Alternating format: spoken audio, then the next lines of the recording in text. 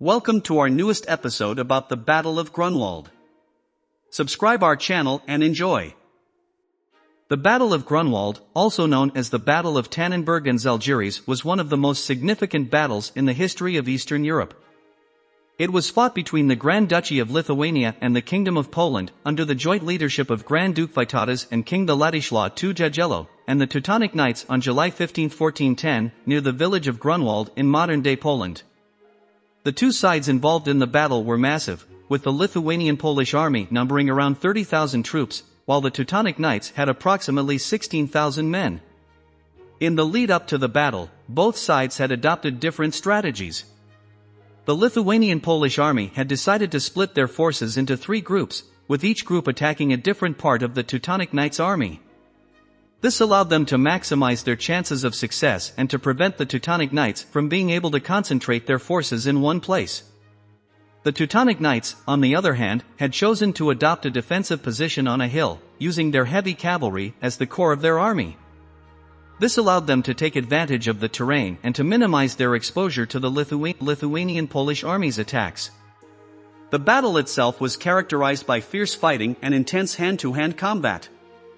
The Lithuanian-Polish army was able to break through the Teutonic Knights' lines and to cause significant damage to their army, but the Teutonic Knights' heavy cavalry remained a formidable force that was difficult to overcome. The Lithuanian-Polish army divided their forces into three groups. The first group, led by Vytautas, launched a surprise attack on the Teutonic Knights' right flank, while the second group, commanded by Jagiełło, attacked their left flank. The third group was held in reserve. The Teutonic Knights, on the other hand, adopted a defensive position on a hill, with their heavy cavalry forming the core of their army. They were led by Grand Master Ulrich von Jungingen. The battle continued for several hours, with both sides suffering heavy casualties. The turning point of the battle came when the Lithuanian-Polish reserve, led by Polish nobleman Zawisza the Black, attacked the Teutonic Knights from the rear, breaking their ranks and causing chaos in their army.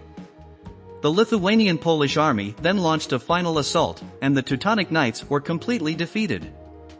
The casualties of the battle were significant, with the Teutonic Knights losing around 8,000 men, including their Grand Master, and the Lithuanian-Polish army losing around 4,000 men. However, the battle had far-reaching consequences beyond the immediate loss of life. The Battle of Grunwald marked the end of the Teutonic Knights' expansion in the Baltic region and established the Grand Duchy of Lithuania as a major power in Eastern Europe. It also strengthened the relationship between Lithuania and Poland, leading to the establishment of the Polish-Lithuanian Commonwealth several decades later. Furthermore, the battle had important implications for the cultural and linguistic development of the region. In the aftermath of the battle, the Polish language became the dominant language in the Polish-Lithuanian Commonwealth, while the Lithuanian language, which had previously been written in the Cyrillic script, began to be written in the Latin alphabet. The Battle of Grunwald has been the subject of numerous works of literature, art, and film in Poland and Lithuania, and is widely regarded as a defining moment in the history of the region.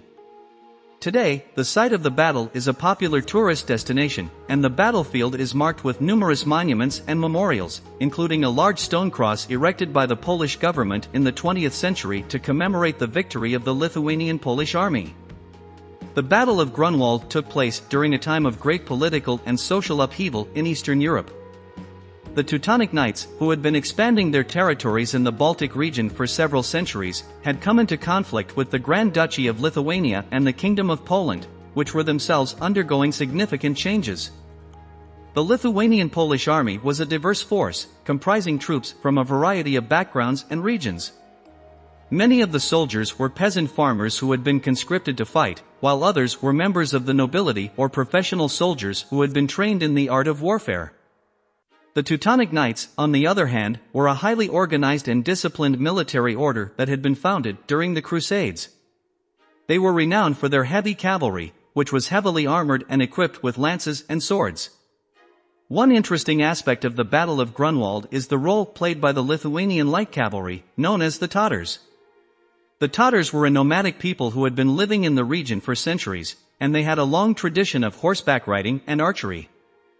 During the battle, the Tatars played a crucial role in disrupting the Teutonic Knights' lines and causing confusion among their ranks.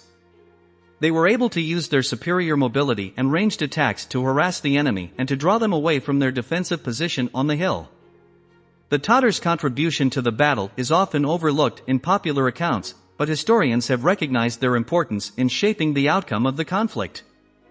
Their success on the battlefield also helped to establish the reputation of the Lithuanian-Polish army as a formidable force in the region.